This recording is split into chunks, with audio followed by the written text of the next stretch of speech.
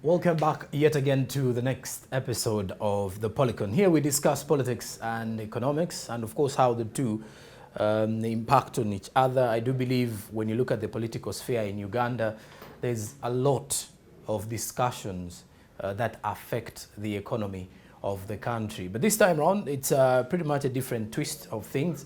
We're going to be looking at power. Power not necessarily rotating around governance, but power within the country or electricity. And this time around, it is more of a conversation that is going to rotate around how you, a Ugandan, an individual, can step up a fight that will lead to economic prosperity.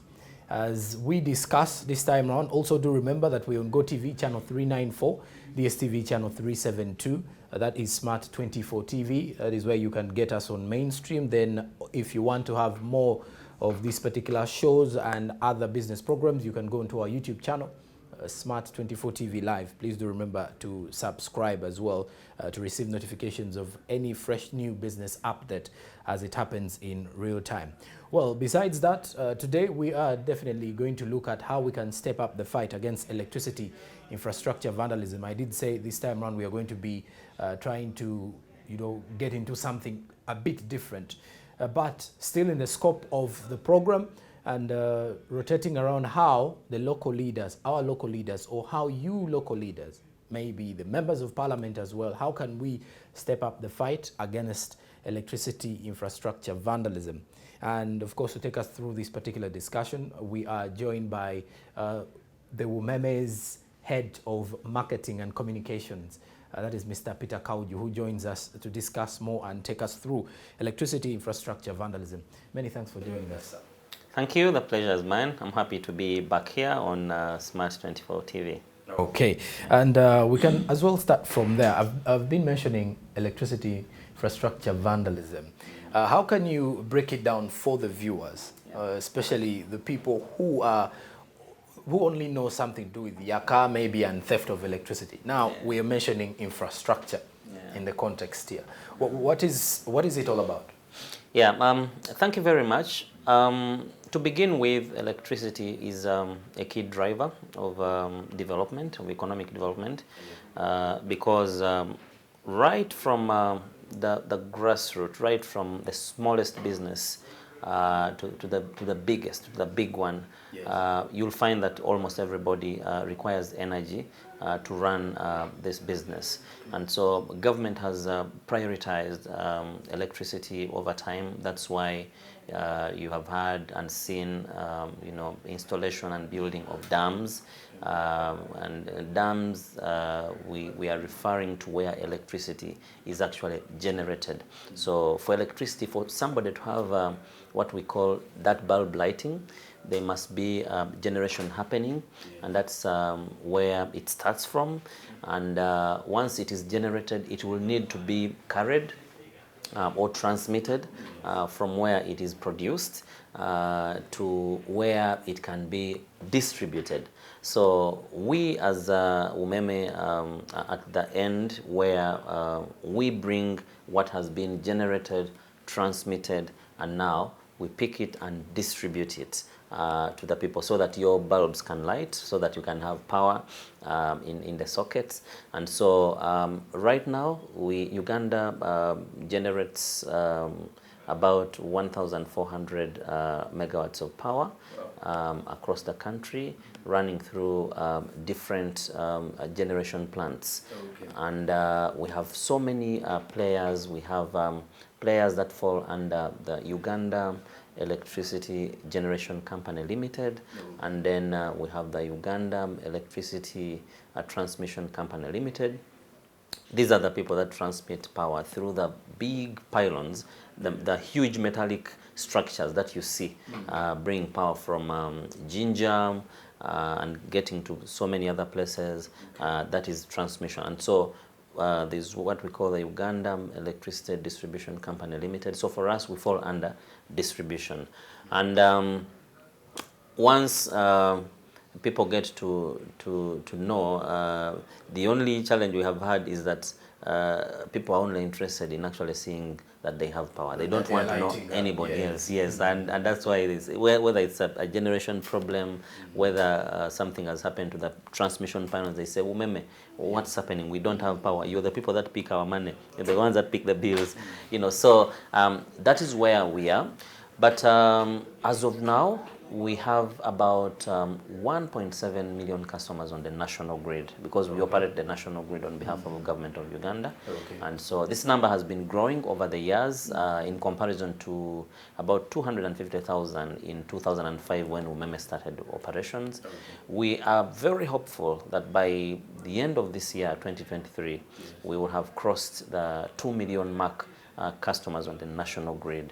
And this is if everything goes well. If the disruptions like what we are experiencing now, or like what we experienced end of year, where we had thieves, I actually would like to call them thieves, cutting down electricity transmission lines, cutting down electricity distribution lines, you know, disrupting and cutting off the whole country. Actually, at some point in December, the whole country ran into darkness because people cut down. The nationwide blackout. Yes, we experienced a national blackout in December, actually November and December, because people brought down pylons in Mukono.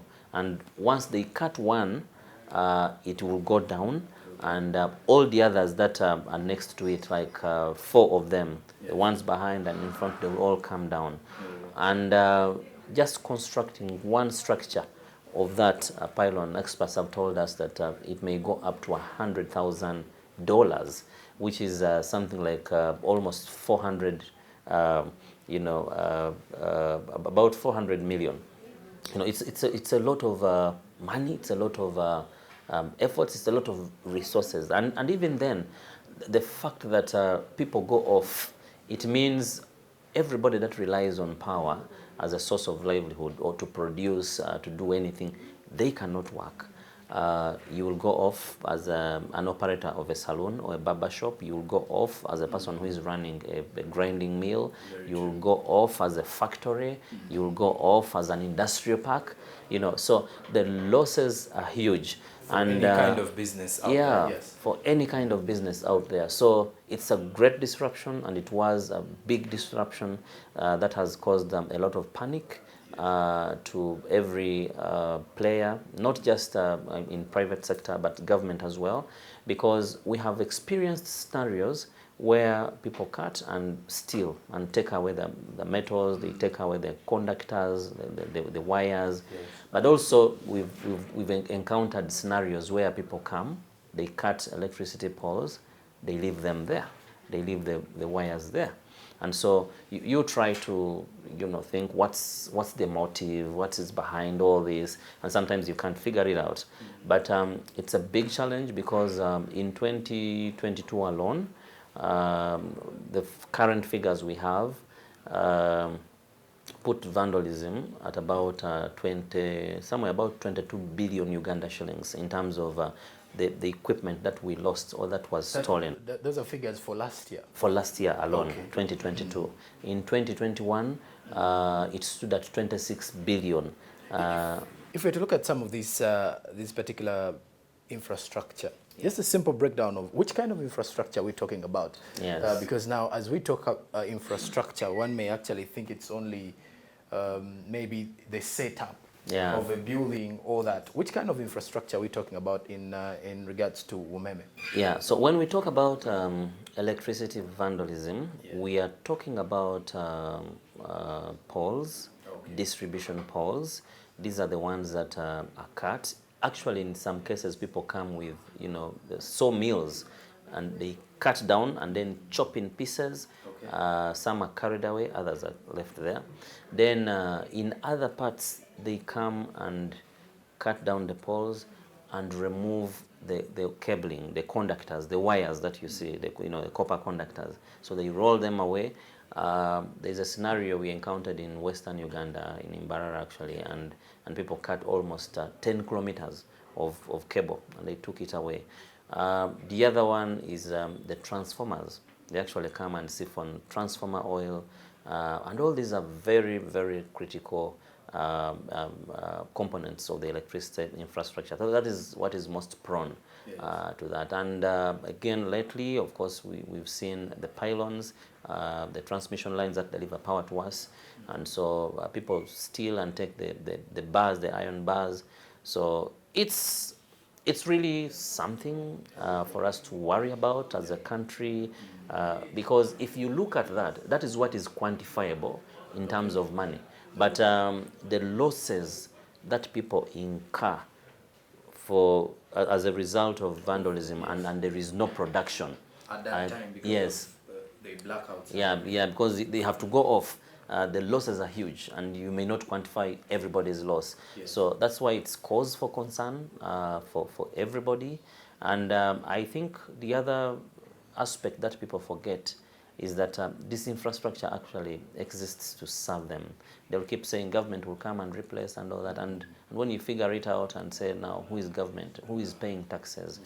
Who is this? You are the person that is injuring yourself. You buy shoes, and then you injure yourself because you've sold them off, and then you have to go barefoot. When you step on a nail, when you step on a thorn, it actually comes back to you as a taxpayer. That is why we should all collectively fight these acts of vandalism. Well, let's look at, for example, some of the proceedings and reports coming in South Africa. 2022, they had, I think, the worst energy crisis in South Africa. Load shedding. Of course, businesses have been affected, retailers, supermarkets, everyone in there. And it has called in for a lot. Then President Cyril Ramaphosa then called in President Museveni, saying, how does he do it? For example, in the Ugandan way, how have you been able to deal with such things? If you're to look at the South African way, because now people will still understand this affects everywhere. In South Africa, it was a huge one. 2022 has been a year of losses for many, and for factors that the energy company in South Africa knows best. But if you're to look at it in this way, to put it in our own perspective here, what kind of an impact will this have if Ugandans or if our local leaders in any way fail to address this matter as a whole? It's a huge problem. First of all, if I can quickly comment about South Africa, I think what happened is that South Africa progressed very well in terms of building their energy capacity, but later on I think they got to relax. So development went ahead of energy. Okay. So you would see, like you can see right now, a lot of developments are happening in Uganda. People are putting up apartments, they're putting up industrial hubs and all that. If you do not match energy generation and distribution, investment in generation and distribution to match this, you'll be outpaced. So there will be more demand than what supply can handle. So what will that mean? It will mean you will not have enough to supply all that has been put in place. So you will go into a crisis like South Africa has, like it has happened in South Africa. They actually had to declare a state of emergency because of energy. But what has happened here is that we need to learn from others. I mean, energy is a key driver, and we are seeing challenges like this in our neighbors. Look at Kenya. They had to ban dealing in scrap because it was a problem. People were vandalizing electricity lines and selling equipment to scrap dealers. And so the former president said, no, this can't happen. They had to ban that. And we are very optimistic that government has a lot of plans in investing in the energy sector. That's why they are building and going ahead, and we hope that this will work out through new generation plants like Karuma. If it comes on board, maybe we'll be moving towards 2,000 megawatts of power. This is good progress, still small, but I think compared to other players like South Africa, they are generating. They have hundreds of thousands in terms of megawatts that they generate. But I think we are moving in the right direction, but we do not need to miss any step moving backwards, because if you invest in expanding the network, and then there is vandalism and you're losing for instance, 22 billion, like as in 2022 last year. What you would use to actually expand, you've got to come back and replace what has been stolen. Then you're not making progress. And if development outmatches our capacity, then we'll be in trouble. So we need to really work hard as Ugandans to ensure that we should protect the infrastructure that is in place, because that's then how we're going to move forward to ensure that we are actually utilizing the electricity that is in place, but also protecting it so that we can keep increasing the capacity and moving forward. Otherwise, if we just relax and say, government will come and replace, there is no government in the world that has enough resources for itself. Resources come from the people, from the citizens through paying taxes and also guarding what is in place. So it's a call to everybody, and that's why we are working hand in hand with all the other structures across the board, right from central government to local government. There is now a National Security Committee that is following up matters of vandalism. They've taken people to court and all that. And now there was an amendment to the Electricity Act, the Electricity Law, yes, and the President signed, so it became law. And if they get you, with vandalized equipment or a cable which is labeled umeme, and you're produced to court and there's evidence, you can actually go to court. You can go to prison for between 10 to 15 years, or even pay up to $1 billion shillings. All these are punitive measures that are coming in place to ensure that we can actually protect the infrastructure that is there.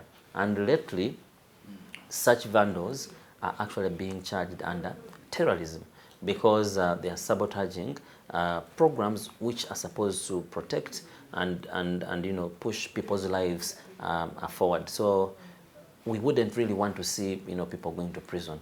But if somebody is doing such criminal engagements, they want to sabotage. They don't want to see progress, and it's coming at a cost of other people who are paying taxes. So we believe that it should be collective efforts at all levels to fight vandalism. Otherwise, we are doomed. Okay. Recently, the Minister of Mineral Development, Energy and Mineral Development, warned most of the companies in Uganda in regards to scrap. And then because of serious allegations that once these towers, for example, and any other electric infrastructure is vandalized, some of these particular products are sold off to some of these companies in Uganda. Yes. It's not of, we don't know how true that is, but according to allegations, yes, it is as possible as it gets. So by the look of things, do you have you as Wumeme in here done enough of the sensitization, reminding these locals about why they should protect these infrastructure? Yeah, it's a big problem, and vandalism is actually a much wider problem, and it goes beyond electricity, because sometimes you drive along roads and you see road signages are taken. You walk around the city, you see manhole covers are taken. You move on national roads and then you find guardrails and all that, those are taken. So it's really a huge problem, and yes, the sensitization continues, and that's why we're saying let's continue to carry out awareness. We've engaged and we continue to engage. We have met, for instance, the National Association of Scrap Dealers, yes, and we've talked to them. They have some ideas, and we are also working with all the other key stakeholders. We are working with security, we are working with the police, we are working with all those.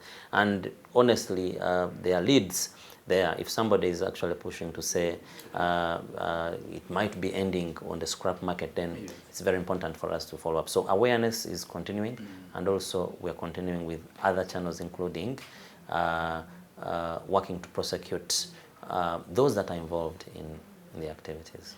Let's talk now the rural electrification program by Wumeme. By the look of things, I want to understand, is this a kind of challenge that we have to address to, for example, members of parliament, yeah, or it should hit direct to Wumeme when it comes to areas that are yet to receive power? There is a national program by government of Uganda Of course, we only run the distribution network on behalf of government of Uganda, but there are many programs that government is undertaking under the Ministry of Energy to ensure that they increase access to the national grid. And like I shared right now, the plan is to push up to 60% from about 27 there of the national grid by 2030.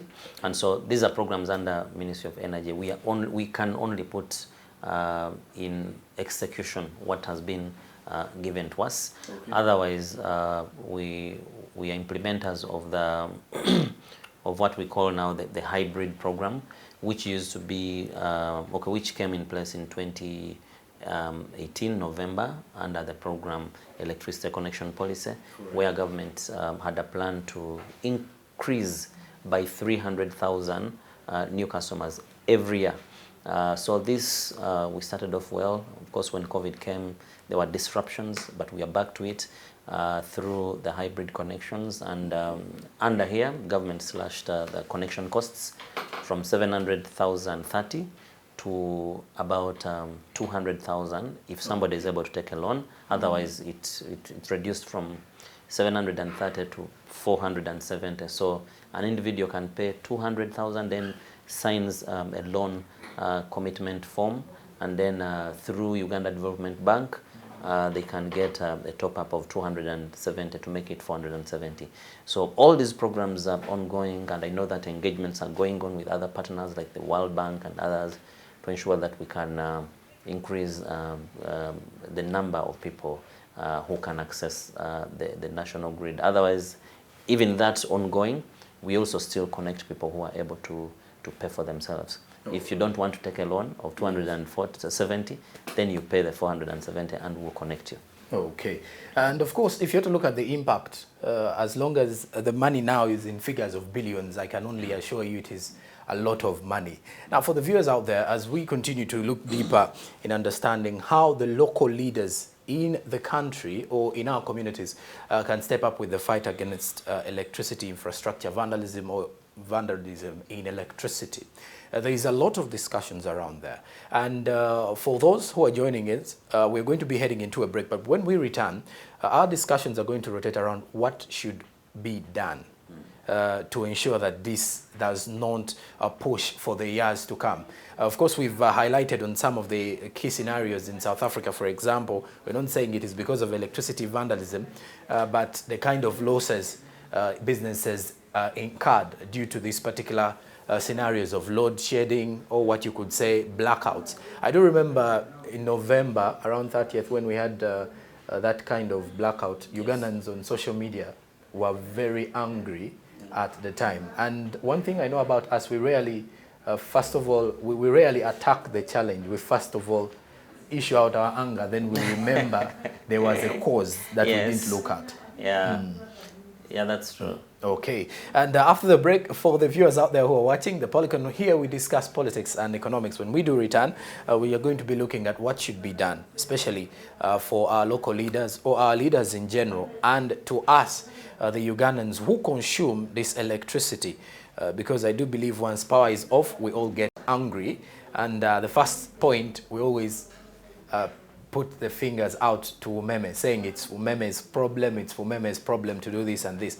But well, there are certain things that do happen behind closed doors that lead to this. And this is what we have to, first of all, iron out before we even try to point out fingers. After the break, the Policon continues, and we're going to be looking at what should be done, especially what should our local leaders do, and then you as a Ugandan, you as a consumer, to step up the fight against electricity infrastructure vandalism. Stick around to Smart 24. We do return shortly.